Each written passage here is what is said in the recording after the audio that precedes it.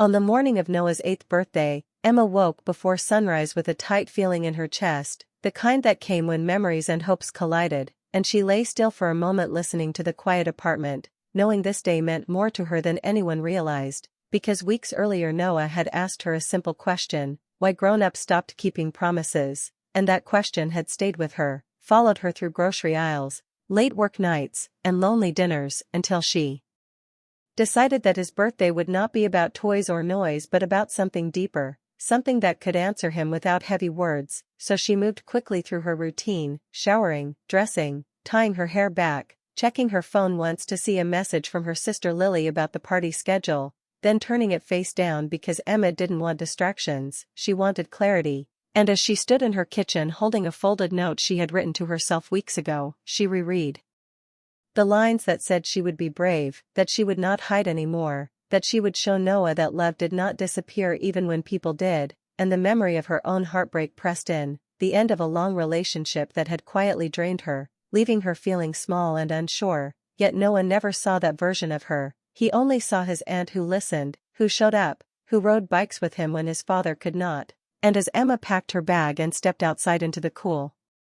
morning air, she felt the city waking up around her, delivery trucks, early joggers, distant sirens, life moving forward whether she was ready or not, and she decided she would move with it, because Noah deserved a birthday shaped by honesty, not avoidance. So she drove across town with purpose, replaying old scenes in her mind, the first time she taught Noah to ride, the scraped knees, the laughter, the way he trusted her completely, and that trust scared her because it demanded something real. In return, something more than smiles and promises. And as she stopped at a red light, she remembered the way Noah's face looked when he spoke about his father, not angry, just curious, as if trying to solve a puzzle missing a piece. And Emma knew she could not fix everything, but she could give him a sense of continuity, a reminder that people who love him are still connected, still present in ways that matter. And when she reached the quiet street where the day would truly begin, she parked the car and took a deep breath, knowing that once she stepped out, there would be no turning back. Because part one of this story was not about balloons or cake or applause, it was about a woman choosing courage over comfort, choosing to face old feelings instead of burying them, choosing to turn her own pain into something gentle, something meaningful. And as she opened the car door and felt the morning sun on her face, Emma understood that this birthday was not only Noah's turning point, but hers too, the moment where she stopped surviving quietly and started living honestly, even if it meant risking tears, questions, or misunderstanding, because love, she had learned, was never safe, but it was always worth showing up for. Emma drove through the quiet streets with her heart beating fast, the folded note in her bag feeling heavier with every turn, because today was not just about giving Noah a gift. This was about connecting the past with the present, about honoring memories she had almost let slip away. And as she reached the blue house at the edge of town, she saw the garage door slightly open and knew Mark would be inside, just as he always was on weekends, working on bicycles and engines with patient hands. And the sight of him standing there, wiping grease from his fingers, made a wave of emotion rise in her chest, a mix of nostalgia and a strange gentle longing she hadn't fully admitted, because they had known each other since high school, had shared dreams and secrets and awkward, shy laughter that felt like sunlight through a window. And now, years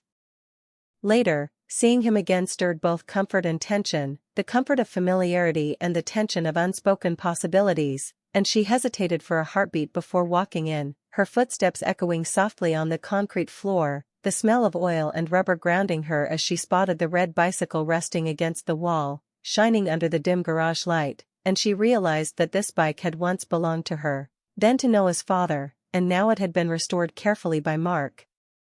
Each part polished, each chain tightened, each wheel balanced, and seeing it there made her chest ache because it carried history and love, not just for Noah but for her own story. And Mark looked up and smiled, a quiet, warm smile that held understanding without judgment, as if he could see everything she carried in her heart, and she returned the smile, grateful for the shared silence that said more than words could, because she wasn't sure she could explain why she had come, why this gift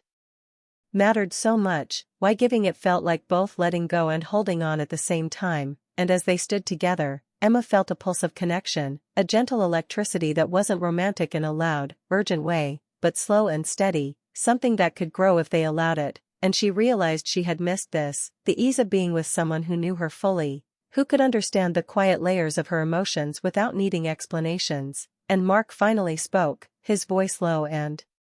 calm. "I think Noah will love writing this. He'll feel proud, and he'll know it's special." And she nodded, blinking back a tear she hadn't meant to shed, because it wasn't just about the bike, it was about trust, about showing love in a way that was tangible and lasting, about offering a piece of herself to someone she cared for deeply. And as Mark adjusted the handlebars and checked the brakes one last time, Emma watched his hands move with care, admiring not just the skill but the patience, the thoughtfulness, and she felt a shift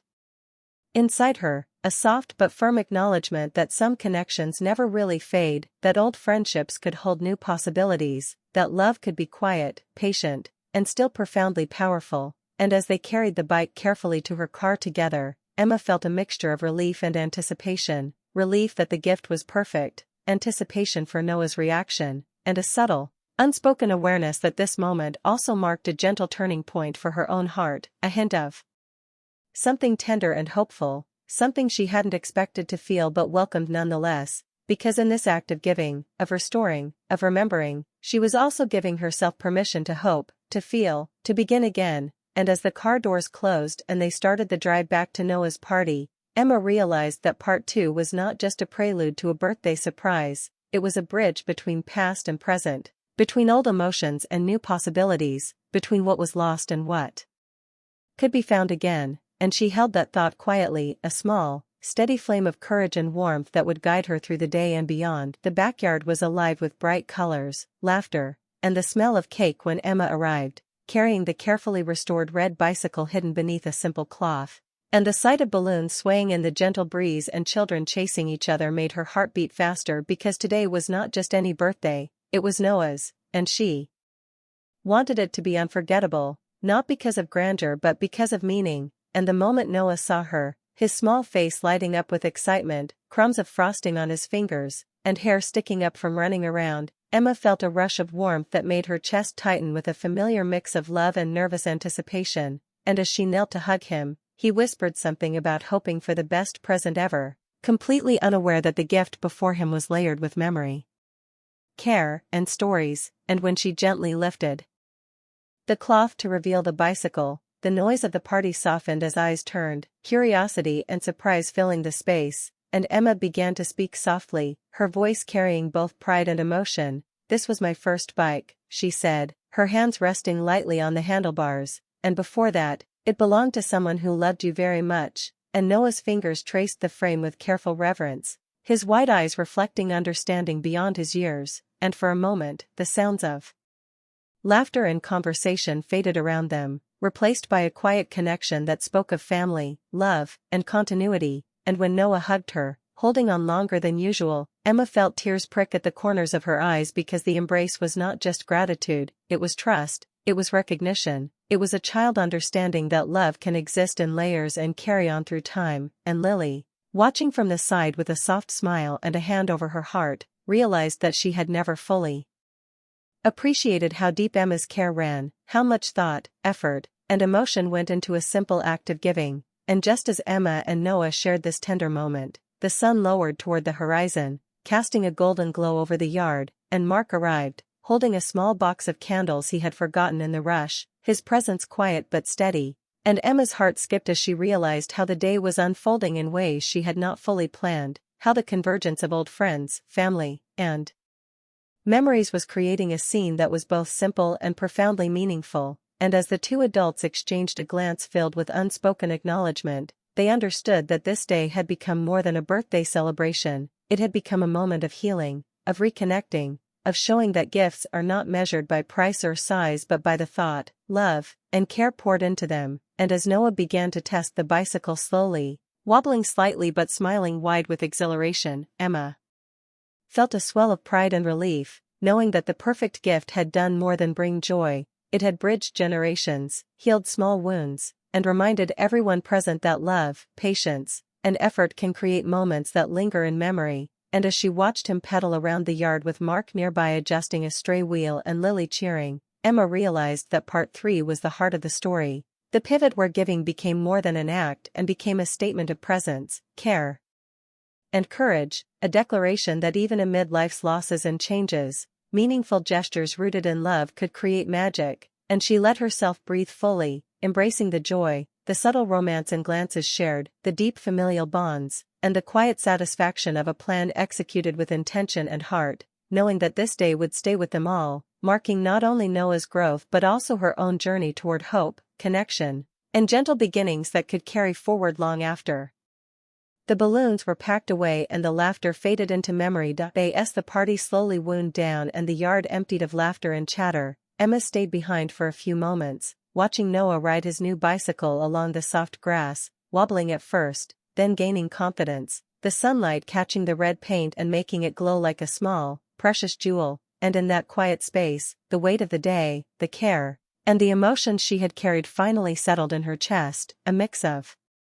relief, joy, and something tender she hadn't expected, because giving this gift had been about more than a bike. It had been about connecting past and present, about showing love that lasts, about creating memories that would anchor a child to the people who cared for him. And then she noticed Mark standing by the fence, watching Noah with a quiet smile, and her heart fluttered with an awareness she hadn't fully allowed herself to feel, the gentle stirrings of something new, something cautious